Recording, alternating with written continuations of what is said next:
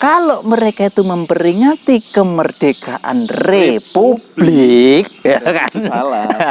Berarti ini kan salah ditambah sekali. Besar sekali kan kesalahan begitu. yang sangat besar sekali. Sesuatu yang tidak ada. Dan inilah pangucap kita ini yang membuat bangsa kita tidak, doa kita kan berarti yang kita ucapkan adalah doa kita. Mensyukuri di hari yang salah gitu. Di hari yang salah dan dengan kata-kata yang salah. Dan begitu. Ini fundamental. Ini sangat fatal. Karena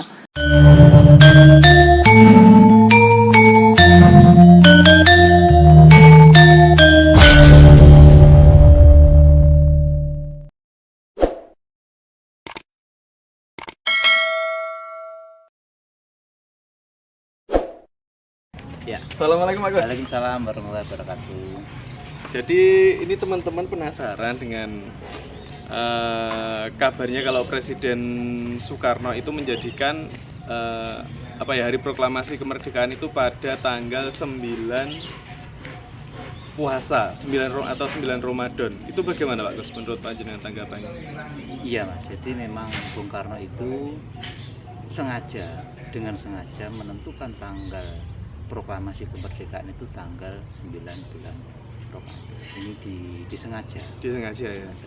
Kemudian besoknya beliau mendeklarasikan, jadi kalau tanggal 9 itu adalah proklamasi, kalau tanggal 10 Ramadannya itu adalah deklarasi, yaitu berdirinya Republik Indonesia. Itu memang disengaja. Dan ini memang ada pertimbangan-pertimbangan yang sangat dalam, bukan hanya ranah logika, bukan hanya ranah hitungan ya, tapi ini sudah pada tingkatan spiritual, bahkan ini sudah bernilai ketuhanan. Ya, jadi ini sudah ibarat kalau orang wahyu ibaratnya ya. Wahyu bukan dalam arti wahyunya nabi ya, tapi ya ilham. Semacam itu. Jadi spiritual yang pada tingkat level yang sangat tinggi. Itu Bung Karno menentukan, kemudian tanggal 9 berdirinya kemerdekaan. Jangan salah ya, bukan berdirinya negara. Jangan salah, karena hari ini ya mohon maaf, kita banyak yang tumpang tindih ya. Yang pertama, orang menganggap kemerdekaan Republik tanggal 17 Agustus, padahal Republik belum ada tanggal 17. Republik tanggal 18. Tepatnya tanggal 9 bulan Ramadan. 10 bulan Ramadan maksud kami. Baru kemerdekaannya. Ini semua disengaja. Semua dihitung. Nah, khususnya untuk bulan Ramadan ini yang belum banyak dilakukan, belum banyak, bukan hanya difahami ya. Levelnya orang itu kan pertama dia memahami, kemudian meyakini, kemudian baru kan dia itu beraksi kan begitu, baru melakukan. Nah, di dalam pojok alhamdulillah kita berusaha lah untuk memahami, untuk mengkaji, kemudian kita juga beraksi. Mensyukuri ya aksinya itu. Iya. Dengan mensyukuri nikmat kemerdekaan yang diberikan pada 9 Ramadan. Betul. Itu dengan cara membuat kegiatan, Walaupun kita seperti peringatan gitu Bagus. Iya, kita membuat peringatan. Terus Bagus, pertimbangan kemerdekaan pada 9 Ramadan itu beliau dapat dari mana Bagus? Katanya tadi kan bukan dari ranah logika kan? Pasti kan dari ranah spiritual juga kan? Itu beliau dapat dari mana referensi untuk memerdekakan, maksudnya memproklamasikan kemerdekaan tanggal 9 itu? Sebelum saya masuk ke sana, ini kita awali dari cerita yang sebagaimana ditulis di dalam bukunya Cindy Adam. Jadi Bung Karno itu pernah diculik, pernah dipaksa, bahkan sangat dipaksa, untuk segera memproklamirkan, kan begitu. Nah, sampai ada kesan Bung Karno itu diancam. Nah, Bung Karno tidak kalah serunya, walaupun sampai diancam, Bung Karno bilang, potong leher saya, kan begitu. Jadi tidak kalah serunya kalau mereka mengancam, Iya. ya udahlah wis potong leher saya tidak akan memerdekakan kecuali nanti tanggal 9 bulan Ramadan, yaitu tanggal 17 Agustus. Nah, dari situ para pemuda kan kaget, ada Bingung. apa ini? Kok sebegitunya Bung Karno itu kukuh pada angka tanggal 9 bulan Ramadan dan juga pada tanggal 17 Agustus. Nah, pertama sebenarnya yang menemukan ini bukan saya yang menemukan saya dengar itu dari Bapak Kiai Muhammad Mukhtar Mukti, Mursyid Thariqah Shadhiqiyah, itu yang mengungkapkan, dan itu ada di beberapa media sosial, di YouTube, pernah masuk di televisi. Cuma memang tidak booming, itu udah agak lama ya. Nah, kemudian saya juga pernah ketemu wawancara dengan Profesor Ahmad Mansur Suryanegara. Beliau penulis buku Api Sejarah. Yang kebetulan beliau pernah datang ke sini, saya juga pernah ke rumah beliau. Situ membicarakan soal itu. Saya penasaran karena memang di dalam buku Api Sejarah itu juga diceritakan mengenai adanya dibalik rahasia tanggal 9 atau tanggal 17 Agustus itu. Nah, diceritakan bahwa ada 4 ulama yang menginspirasi Soekarno atau yang memerintahkan Soekarno untuk memerdekakan bangsa ini pada tanggal 9 bulan Ramadan. Ada 4 ulama. Ulama ini ditemui Soekarno secara terpisah dan juga di dalam waktu yang berbeda. Tapi kok sama? Jawabannya sama. Jawabannya kok sama? Tanggal 9 bulan Ramadan. Kan itu. Nah, siapa 4 ulama itu? Yang pertama adalah Raden Mas Panji Sosro Kartono. Beliau adalah kakaknya Raden Ajeng Kartini. Yang kedua adalah Hadratus Syekh Hashim Asy'ari dari Jombang. Kemudian Kiai Abdul Mukti itu dari Madiun, tapi beliau juga punya garis di Jombang, bahwa sebelum ke Madiun di Jombang. Kemudian Kiai Abdul Mukti, terus yang satunya dari Kiai Musa. Kiai Musa, Syekh Musa itu dari Cianjur.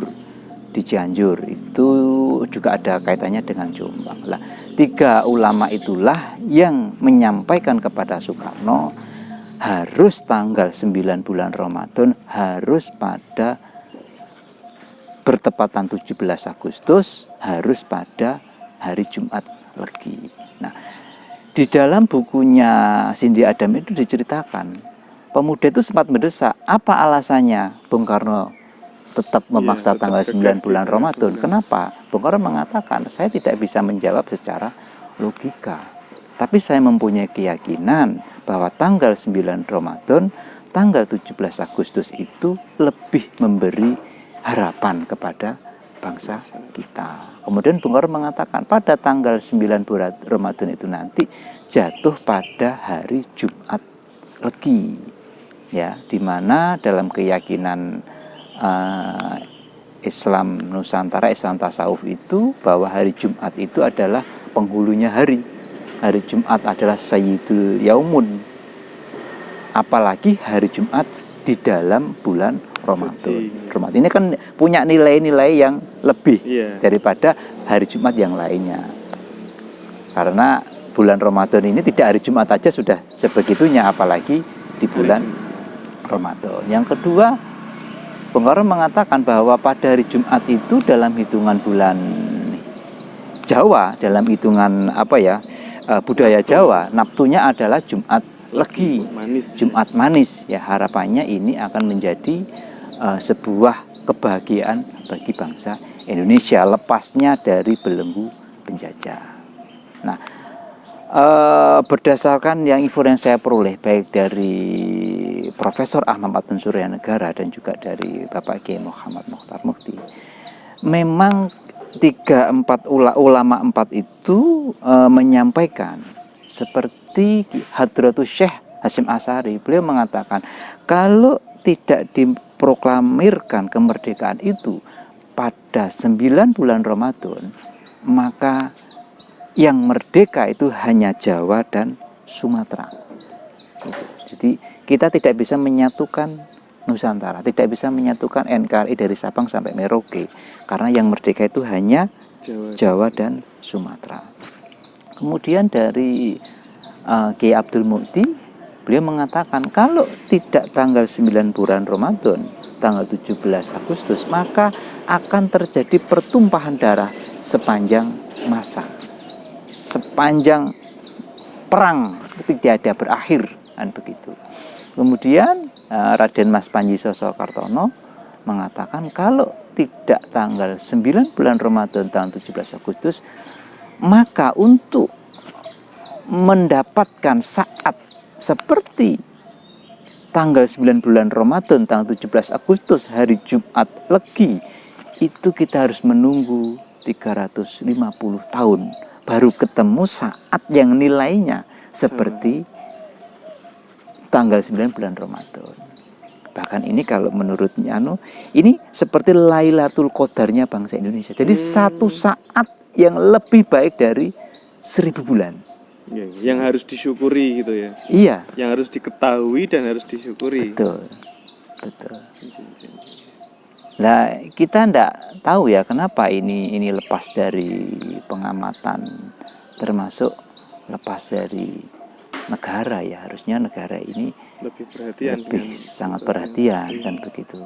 Mengapa ini? Apakah ini ada sesuatu hal? Apakah ini ada konspirasi atau ini aja? Kita tidak tahu. Tapi harusnya ini sudah mulai Indonesia ini bangkit dan kita mensyukuri adanya nikmat kemerdekaan bangsa, karena itu dari Allah, dan nikmat berdirinya negara itu juga dari Allah. Nah, ini disimpulkan atau disimbolkan di dalam pernyataan bangsa Indonesia di dalam undang-undang dengan kalimat atas berkat rahmat Allah yang Maha Kuasa. Jadi berdasarkan itu saya mempunyai keyakinan, saya mempunyai pendapat bahwa kemerdekaan tanggal 9 Ramadan, tanggal 17 Agustus adalah yang menentukan tanggal itu adalah Allah Ta'ala. Jadi ini sudah di atasnya spiritual. Ini sudah ilahiyah. Sudah ketuhanan ini. Sudah ketuhanan. Karena dari 4 ulama tadi sama semua jawabannya. Tapi mohon maaf, yang dimaksud ulama itu berarti orang yang gimana Pak Gus? Jadi begini, ulama itu kalau dari bahasa namanya kan alim. Alim itu kan dari ilmu kan begitu. Sebenarnya siapapun orang yang berilmu itu layak disebut ulama. Siapapun itu. Jadi bukan hanya orang yang beragama Muslim ya? Oh iya, tentu bukan hanya orang yang beragama Islam. Raden Mas Sosrokartono kan dari beliau penganut kejawen kan? Begitu, betul Mas. Jadi kalau kita lebih luas bahwa filosof seperti Socrates, Aristoteles, Plato itu juga seorang ulama. Iya kan begitu. Nah, cuma ada pandangan lain yang mengatakan begini, namanya ulama itu namanya alim. Alim itu ada dua. Alim itu orang yang berilmu, atau alim itu orang yang mengamalkan ilmunya. Nah, jadi begini misalkan, mohon maaf, misalkan ada seorang ahli baca Al-Quran, atau ahli pidato, atau ahli hadis, atau ahli ilmu agama Islam. Tapi kalau itu tidak diamalkan ilmunya, itu bukan ulama. Dari tinjauan sudut ini, bahwa yang namanya ulama adalah orang yang mengamalkan ilmunya. Bukan orang yang mempunyai wawasan ilmu, ya begitu. Nggak pandang siapapun gitu. Ya monggo, kita mau pakai yang mana? Apa tapi kita ngomong-ngomong pakai agak geser sedikit ya. Soalnya agak mulai panas. Agak mulai panas.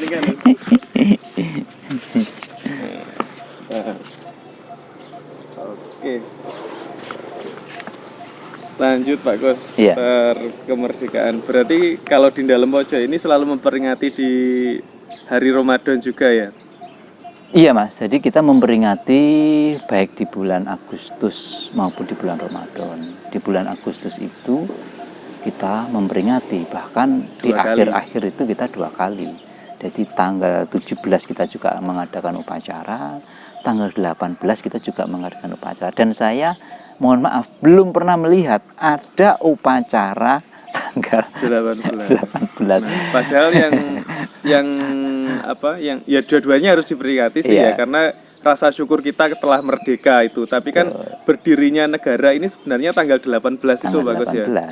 18. Karena tanggal 17-nya apa Pak Gus? Proklamasi Kemerdekaan, kemerdekaan, 18-nya adalah deklarasi, deklarasi berdirinya negara. Ya. Berarti kalau mau memperingati HUT Republik Indonesia itu tanggal 18. tanggal Pak Gus, ya.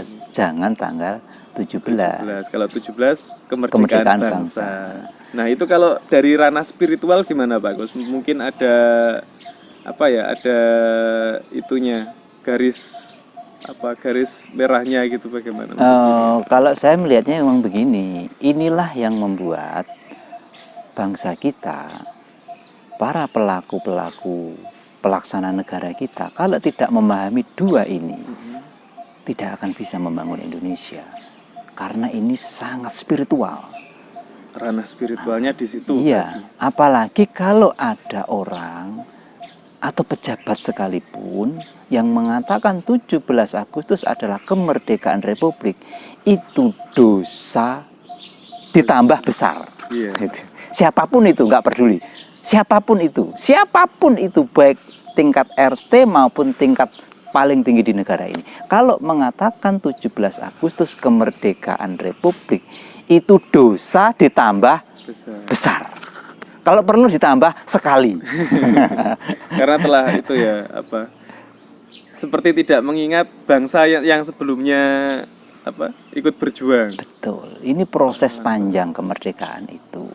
Dimulai dari perjuangannya Pati Yunus, dimulai dari Cut Nyatin, Pangeran Diponegoro, Pangeran Sambernyowo, ya Sultan Agung, Sultan Hasanuddin, semuanya itu adalah bangsa Indonesia. Jadi Bung Karno mengatakan atas nama bangsa Indonesia itu sekaligus mewakili seluruh pahlawan yang telah terdahulu, termasuk para pejuang-pejuang bangsa ini yang seluruhnya itu. Karena memang mereka nggak tahu republik, mereka bukan memperjuangkan republik. Yang diperjuangkan bangsanya, manusianya, maksudnya. Sekarang sederhananya begini, untuk apa kita punya republik kalau bangsanya tidak merdeka? Betul. Untuk apa? Untuk apa negara kalau rakyatnya tidak merdeka? Untuk apa? Iya. Nah, karena tujuannya berdirinya negara itu adalah satu, melindungi segenap bangsanya. Ini. Nah, begitu bangsa itu dilupakan, ya otomatis kan ini. Ya. Ini hal-hal sepele yang tidak banyak difahami, apalagi diinsafi. Harusnya menginsafinya ke sana. Maka untuk itu, yaitu tadi bangsa. Bahkan ada yang mengatakan kalau Allah Ta'ala itu menciptakan manusia berbangsa-bangsa. Jadi bangsa itu ciptaan Tuhan. Iya. Bangsa jin, bangsa hewan, bangsa termasuk itu. Lain-lain. Iya, dan mereka juga ikut berjuang. Jadi jangan dikira alam semesta ini tidak ikut berjuang. Nah, itu ya. Jadi kalau saya pernah dengar itu alam semesta itu menjawab apa yang diinginkan kita, Pak Gus. Nah, jadi kan mungkin kayak cerita bambu runcing kan, bambu runcing juga ikut berjuang loh Pak Gus saat kemerdekaan. Ini saya ada cerita unik, Mas. Iya, gimana Pak Gus? Barangkali nanti bisa menginspirasi bahwa alam itu bisa berbicara. Gimana Pak Gus? Kebetulan almarhum bapaknya istri saya, itu ya orang Kejawen, dia juga orang Torekoh. Nah, suatu saat pernah didatangi seorang non Muslim.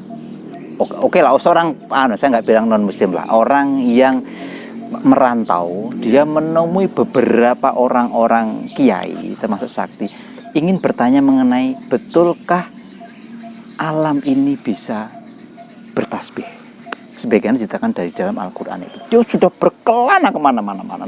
Suatu saat dia bertemu seorang kiai, dikatakan kamu datanglah kepada Kiai Dughan Iskandar.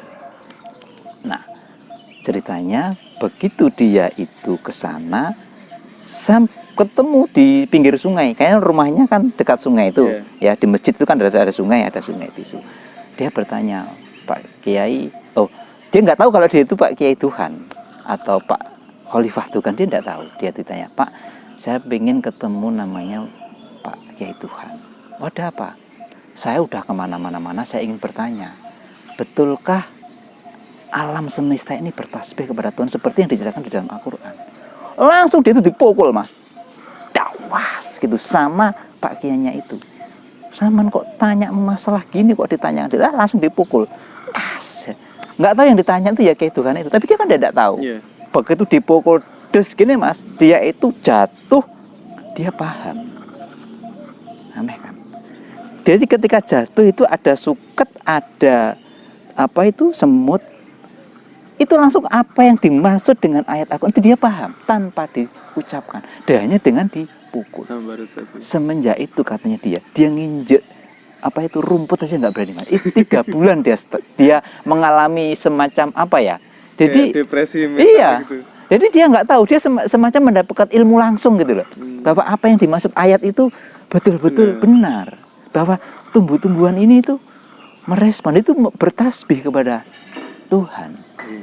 Sampai kemudian dia itu pokoknya ya mengalami itu, akhirnya dia sampai kemudian ya menjadi santrinya ini. Pak Dukan itu. Iya, Pak Dukan itu. Nah, artinya apa? Saya menyimpulkan tadi yang kaitannya dengan bahwa alam itu merespon. Nah, ini sama dengan ceritanya Soekarno. Soekarno itu kalau bilang beliau itu mau mati ya, mau membunuh nyamuk aja dia tidak mau. Kan begitu.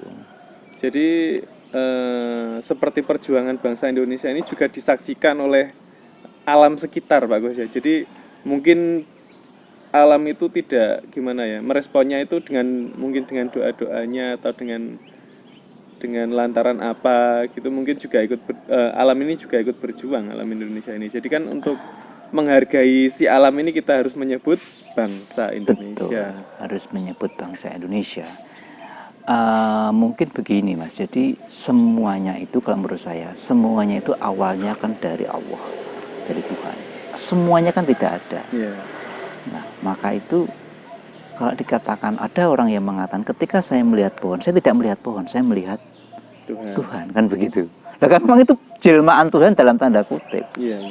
Dan alam semesta itu kan mereka bertasbih dalam arti diantaranya mereka itu taat pada undang-undang Allah yang namanya sunatullah. Jadi mereka mengikuti. Jadi kalau orang yang tinggal di alam ini itu bersyukur kepada Tuhan, maka alam ini juga akan menjadi alam yang baik, alam yang bahkan sebenarnya Indonesia itu alam yang terbaik di dunia ini, mulai dari iklimnya, mulai dari kesuburannya dan seterusnya. Oke, sepakat. Penggalan surga gitu ya. Iya. Bisa dibilang seperti itu. Indonesia itu alamnya yang sangat indah. Nah, inilah persoalan yang karena luput kemerdekaan bangsa dan berdirinya negara ini menimbulkan pemahaman-pemahaman yang membuat menurut saya itu jadi penyakit, kemudian itu mempengaruhi alam bawah sadar, kemudian itu mempengaruhi alam pikir, kemudian itu mempengaruhi kebijakan. Itu hanya dari 2 kalimat itu. Nah, seperti di bunyi proklamasi yang penyerahan kekuasaan harus diselenggarakan dalam tempo sesingkat-singkatnya. Nah, itu yang sebenarnya menurut panjenengan itu penyerahan kekuasaan dari mana ke mana, Pak Gus? Ini memang persoalan yang sangat sulit, yang sangat sulit. Saya sendiri mempelajari ini itu bertahun-tahun untuk menemukan apa yang dimaksud dengan pemindahan kekuasaan. Pemindahan kekuasaan harus diselenggarakan secepat-cepatnya. Yang pertama kita harus sepakat, proklamasi itu ditulis dengan tanggal, ya kan? Iya. Atas nama bangsa Indonesia 17 Agustus, kan begitu? Iya. Nah, pada tanggal 17 Agustus itu baru akan mengatakan ada pemindahan kekuasaan. Nah, pemindahan kekuasaan akan, ya kan, diselenggarakan. Kan ada kata-kata akan. Nah, ketika itu ditulis tanggal 17, berarti akan itu bukan tanggal 17. Gitu ya. Itu harus dipahami dulu, bahwa teks proklamasi yang mengatakan mengenai pemindahan kekuasaan dan lain-lain akan diselenggarakan dengan cara seksama dan dalam tempo yang singkat-singkatnya 17. Nah, 17 itu masih janji. kan begitu. Misalnya gini, iki artinya ono pemindahan. Iya. Nah, 17 itu, Ngarepe. nah itu masih akan lah. Kemudian terjadinya tanggal 18. 18. Selama untuk apa itu ya? Untuk memahami ini apa yang dimaksud itu.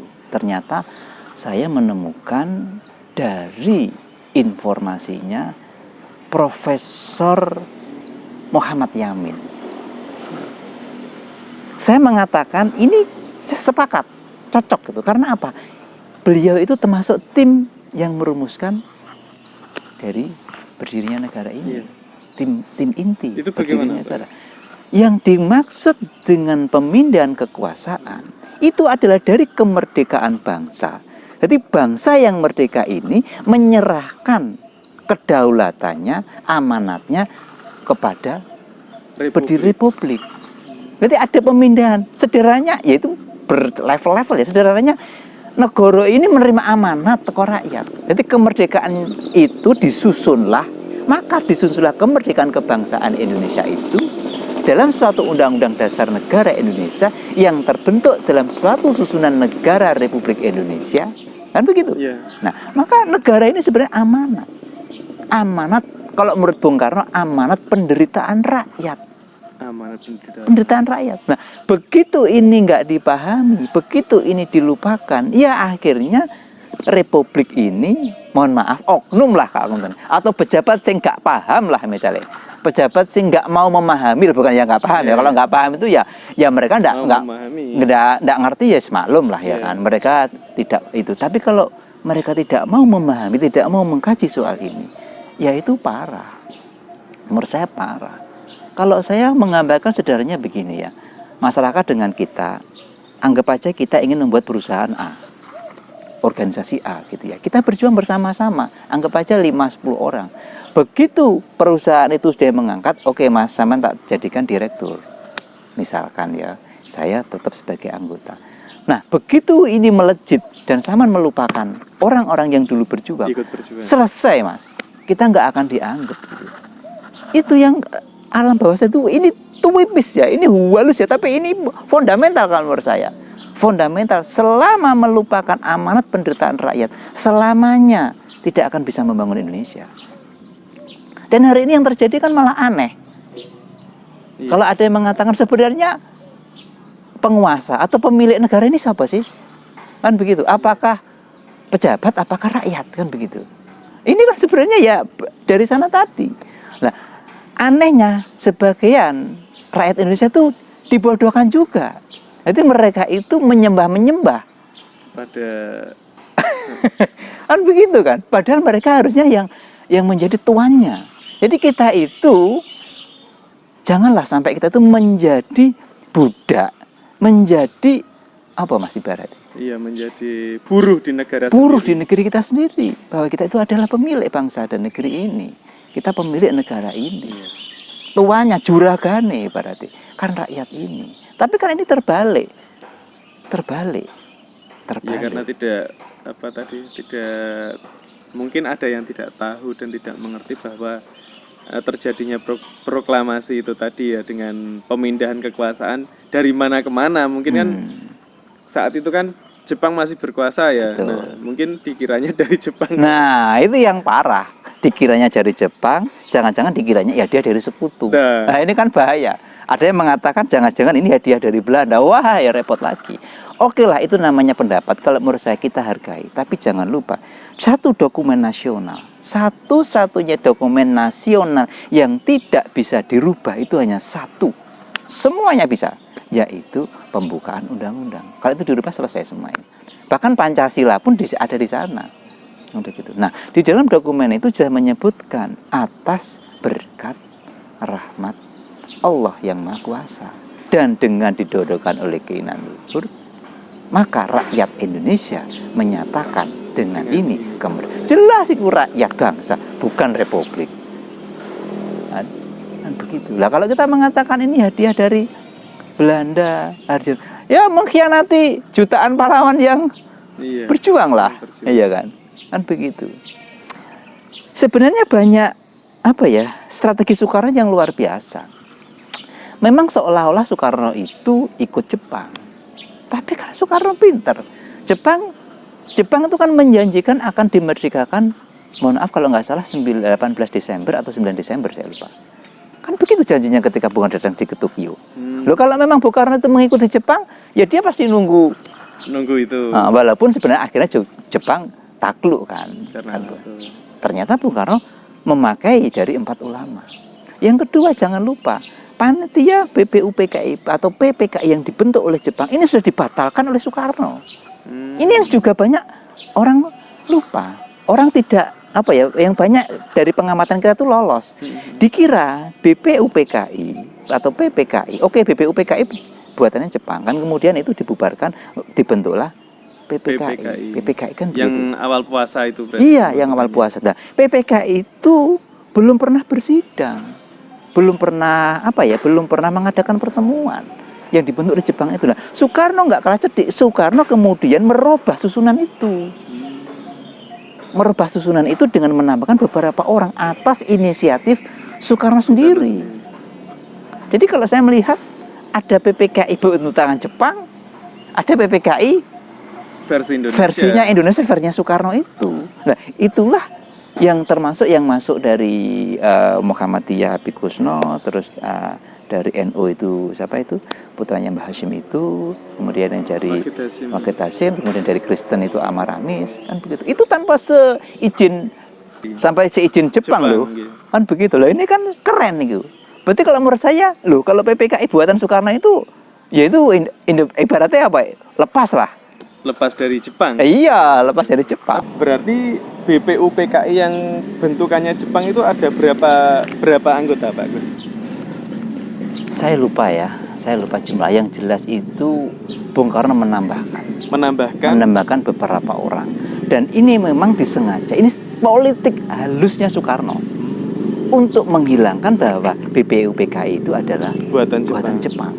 Karena kalau itu tidak dipahami, ya seakan-akan Indonesia ini kemerdekaannya adalah hadiah gitu. itu yang rawan itu. Di alam bawah sadar kita akan memahami seperti itu. Walaupun memang jadi kan begini, kejadian-kejadian Indonesia ini itu disadari bahwa banyak kejadian spiritual, banyak kejadian atas tangan-tangan Tuhan. Jadi skenario ini berubah-ubah. Contoh ini, misalkan ya, ketuhanan dengan menjalankan syariat, kemudian berubah menjadi ketuhanan yang Maha Esa. Ini kan kalau saya melihat, ini kan skenario Tuhan saya melihatnya. Waktu itu kan kita sudah sepakat, kita menggunakan ketuhanan dengan menjalankan syariat bagi pemeluk-pemeluknya. Kalau diterapkan, NKRI nggak akan berdiri. Karena Indonesia itu multi gitu loh maksud saya. Dari beberapa agama. Dari beberapa kepercayaan. Kalau itu dipaksakan, nggak akan Indonesia tutup. Kan begitu. Nah, bagaimana kemudian bisa menjadi ketuhanan yang Maha Esa? Ini sah dan deal tanggal 18. Maka kemudian deal juga negara didirikan, undang-undang disahkan. Termasuk Pancasila disah resmi sebagai dasar negara, resmi berdiri negara tanggal 19. Jadi saya melihat nikmat besar yang kedua itu adalah kata-kata ketuhanan yang Maha Esa. Ini titik temu dari seluruh keyakinan, dan itu terjadi pada tanggal 18 Agustus. Ini atas berkat rahmat Allah. Ini bukan logika, bukan gawen-gawen gitu loh Mas. Gitu. Jadi kalau saya melihat jadi gini, yang menentukan dasar negara kita ini kalau dibalik lagi, ya itu sudah Tuhan sendiri, bukan manusia. Tuhanan yang Maha Esa. Tuhan sendiri. Maka itulah kemudian bangsa Indonesia memiliki cita-cita dunia ini akan damai, dunia ini akan sejahtera. Kita tidak ingin menjajah negara manapun, kita ingin mendamaikan dunia ya dengan ketuhanan yang Maha Esa, bukan dengan agama tertentu. Betul. Jadi kalau saya melihat, ya luar biasa Indonesia itu. Kemerdekaannya Tuhan yang menentukan, dasar negaranya Tuhan, kemudian Tuhan itu memerintahkan bangsa Indonesia untuk menjadi pendamai dunia. Ingat itu. Terutama pelaksana-pelaksana harus menyadari itu. Jangan sibuk ngurusi. Peteng itu. Wawasannya harus wawasan dunia, Mas. Iya. Iya. Untuk betul. mencapai perdamaian dunia.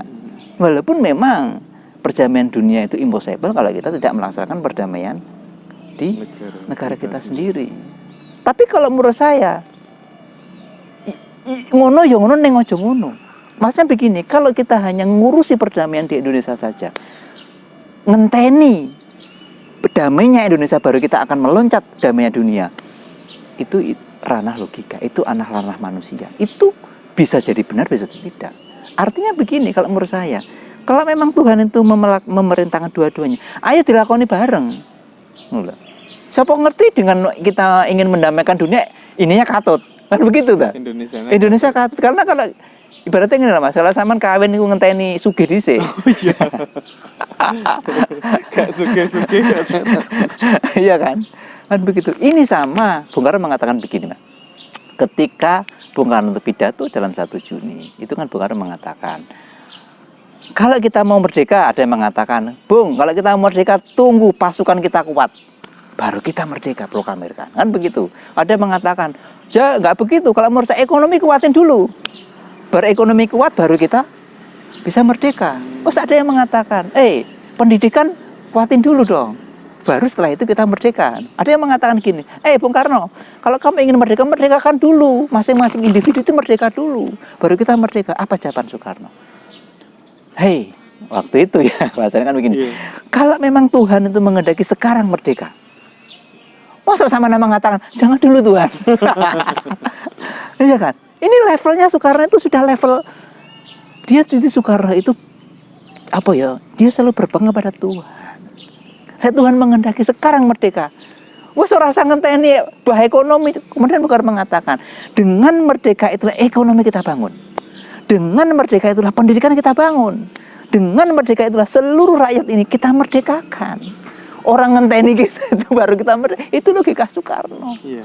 Maka Soekarno berpegang kepada Tuhan. Nah, inilah menurut saya yang harus diinspirasi.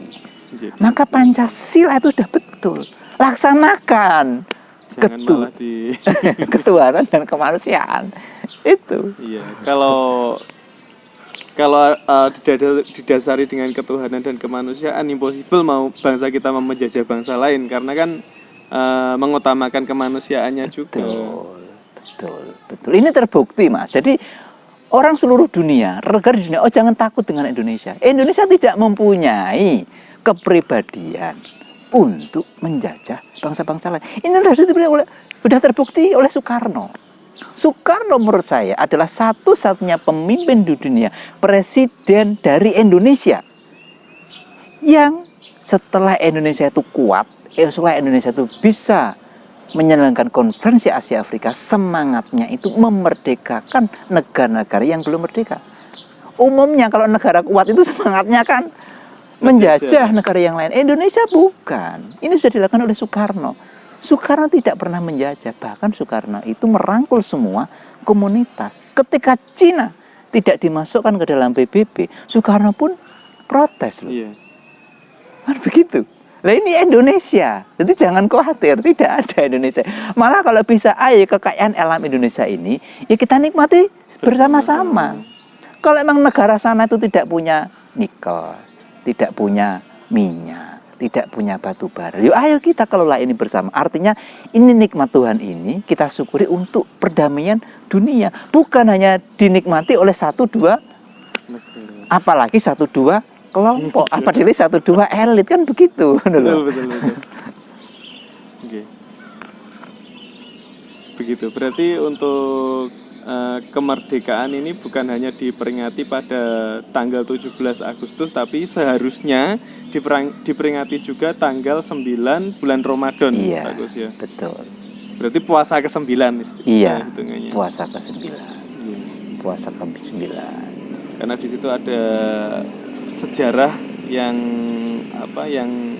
perjuangannya pahlawan-pahlawan Indonesia saat itu menemui titik kemerdekaan di tanggal itu. Nggih, Pak Gus. Iya, saya juga melihatnya begini, Mas. Ada sebuah informasi dalam kitab suci bahwasanya kamu diwajibkan puasa sebagaimana umat-umat sebelum kamu juga diwajibkan puasa. Iya. Artinya apa? Menurut informasi ini, bulan yang suci Ramadan ini itu bukan hanya bulan sucinya umat Islam. Artinya umat-umat terdahulu pun, kitab-kitab suci yang terdahulu pun itu juga diturunkan di dalam bulan suci Ramadan. Iya, iya, iya. Bukan hanya kitab Al-Quran, kitab-kitab yang lain pun juga turun di bulan Ramadan. Jadi ini bulannya semua umat. Ya umat-umat ini. Walaupun memang ini secara global, walaupun mereka punya sendiri-sendiri ya. Iya. Tapi secara global bahwa bulan Ramadan itu adalah bulannya semua umat manusia. Dari umat terdahulu hingga umat yang mungkin sampai umat yang di kemudian. Maka untuk itulah karena Soekarno memilih tanggal itu, harusnya ya negara ini juga harus memperingati kemerdekaan bangsa itu juga di bulan Ramadan ini. Sebaiknya, karena ya kita tidak pungkiri lah, ini sebuah fakta ya, bukan kita ingin apa-apa. Fakta bahwa pejabat negara kita terbanyak adalah dari penganut agama Islam. Walaupun termasuk yang korupsi terbanyak adalah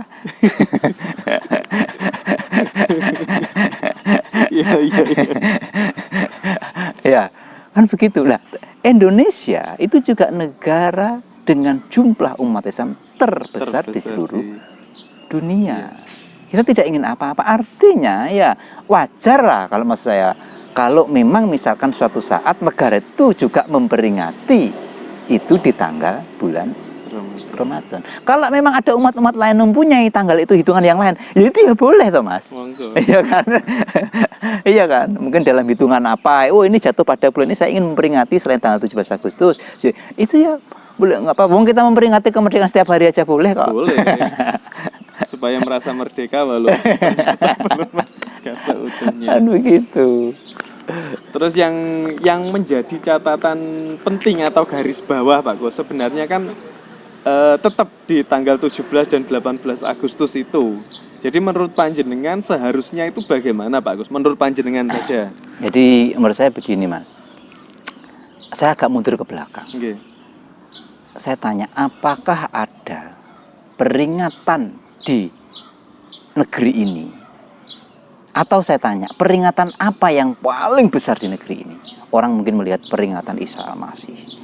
Ada peringatan Nuzulul Quran, ya kan? Ada Idul Fitri, macam-macam hari besar. Yang itu. Tapi apa yang terbesar, terbanyak, apa dan waktunya paling panjang? Ya peringatan 17 Agustus. 17 Agustus itu dari RT sampai istana. Iya. Semua memperingati. Dari lintas golongan, lintas agama, suku, lintas agama. Semua memperingati. Kalau Idul Fitri mungkin besar ya, kecuali dari besok ini Mas. Iya. Itu kan hanya umat Islam saja. Yang artinya yang memperingati, walaupun tetap umat lain kan menghormati sifatnya kan ya, kan begitu. Tidak ada yang merayakan kan sebesar peringatan 17 Agustus. Dan ini dilakukan satu bulan penuh. Bahkan lewat Agustus kadang-kadang masih ada karnaval dan seterusnya. Terus biayanya Mas. Iya, menelan banyak sekali. Biaya. Iya. Seperti kemarin di desa sebelah kan berapa juta gitu satu rumah, iurannya 300.000 sampai 1 jutaan. Itu satu rumah untuk menyewa sound system. Kan begitu. Ini kan sesuatu yang sangat besar. Tapi lihat, kalau mereka itu memperingati kemerdekaan Republik, ya kan? Salah. Berarti ini kan salah ditambah sekali besar sekali kan, kesalahan begitu. Yang sangat besar sekali, sesuatu yang tidak ada. Dan inilah pangucap kita ini yang membuat bangsa kita tidak, doa kita kan berarti yang kita ucapkan adalah doa kita mensyukuri di hari yang salah di hari yang salah dan dengan kata-kata yang salah. Dan begitu, ini fundamental, ini sangat fatal. Karena saya ingin mengatakan bahwa di dalam kitab suci itu Indonesia dalam tanda kutip itu disebutkan. Indonesia itu disebutkan menurut saya di dalam kitab suci.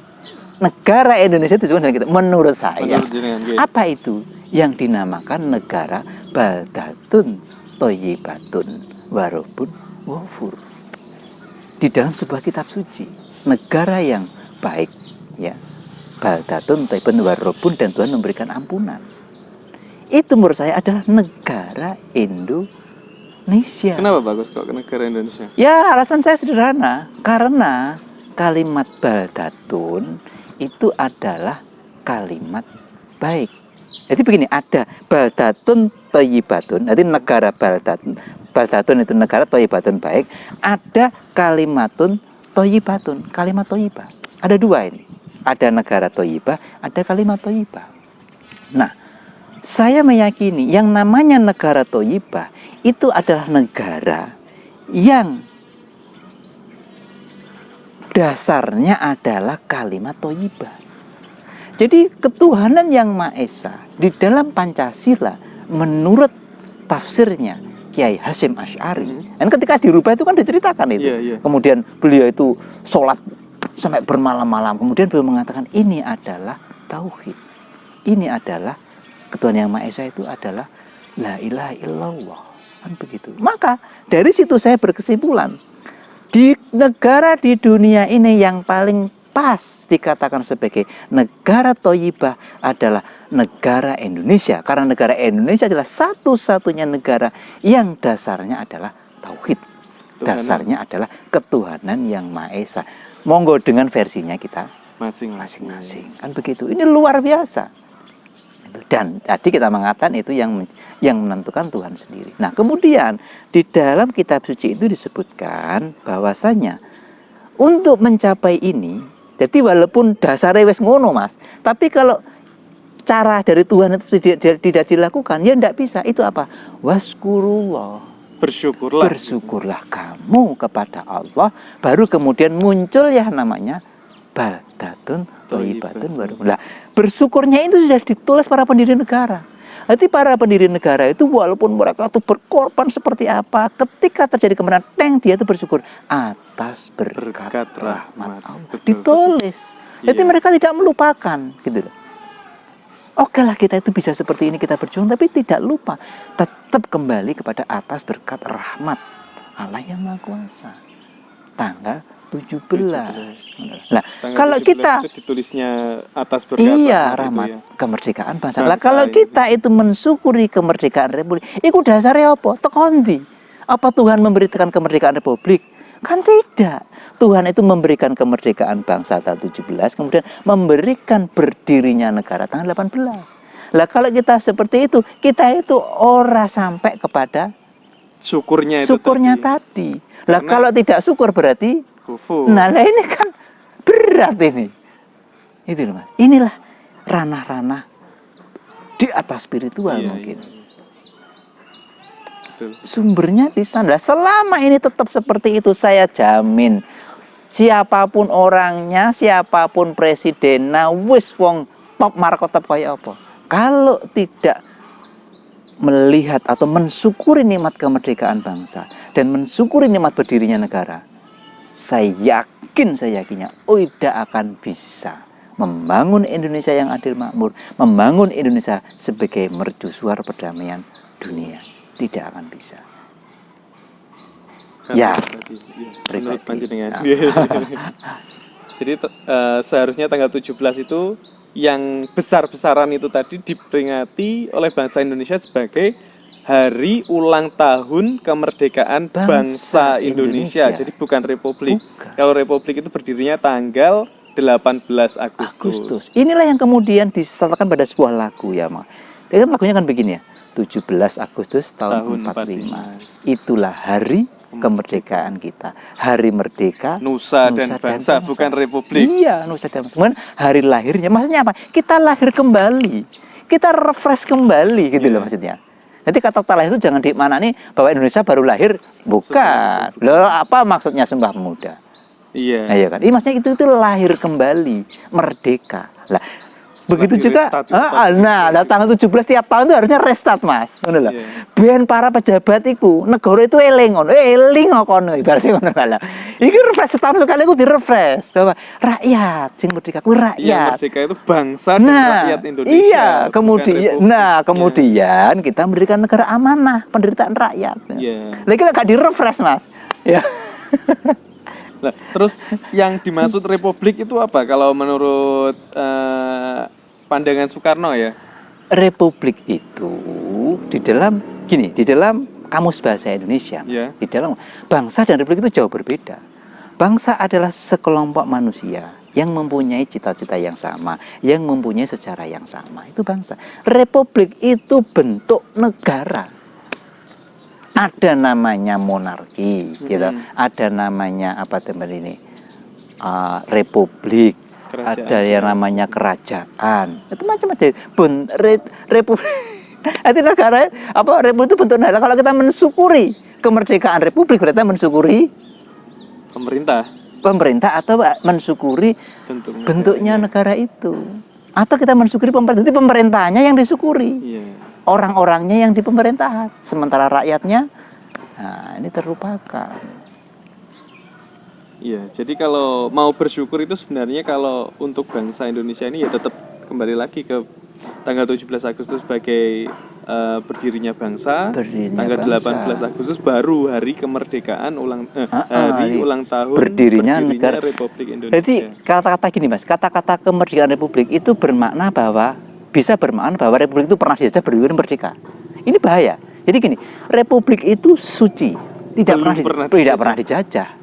Kalau dikatakan kemerdekaan republik, alam bawah sadar itu orang akan menilai, oh republik itu dulu pernah dijajah, kemudian berjuang, kemudian merdeka. Itu cocok dikatakan kemerdekaan republik. Berarti intinya republik itu belum pernah dijajah. Suci. Ya, tidak pernah dijajah. Iya. Tapi kalau orang mengatakan kemerdekaan republik, misalkan republik itu pernah dijajah, sing jajah sopo? Iya kan? Karena kan belum jajah wong ide. Itu kan, ini repot kan? Sing jajah sopo? Iya kan? Iya. Berarti republik selama ini masih suci, Pak Gus, ya? Tidak pernah dijajah, Ya, tidak pernah terkotori. Tidak ada kata hari kemerdekaan republik, tidak ada. Yang ada hari ulang tahun republik. Iya, berdirinya Republik. Karena berdiri kan sama dengan ulang tahun itu tadi. Berarti ulang tahunnya tanggal 18 Agustus. Untuk ya itu tadi. Jadi kalau 17 kemerdekaan bangsa Indonesia itu sudah benar, terus tanggal 18-nya hari lahirnya Republik berdirinya Indonesia. Republik. Ada dua nikmat Tuhan yang harus kita syukuri ya. Begitu ini terlupakan, ya itu tadi yang terjadi. Mohon maaf, mungkin ada arogansi, ada merasa warna-warna, karena mereka melupakan ini tadi pemindahan kekuasaan itu. Amanah penderitaan rakyat itu tadi. Siap, Pak Gus. Semoga saja tersampaikan, Pak Gus. Jadi semoga saja memberikan masukan kepada pemerintah ya, agar memasukkan ini ke dalam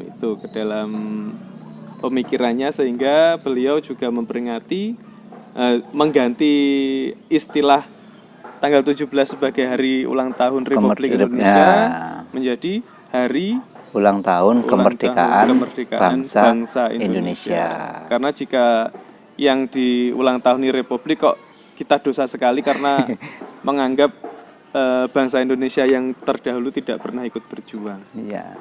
Begitu. Itu, Mas. Kayaknya sementara gitu dulu Pak Gus untuk pertemuan hari ini.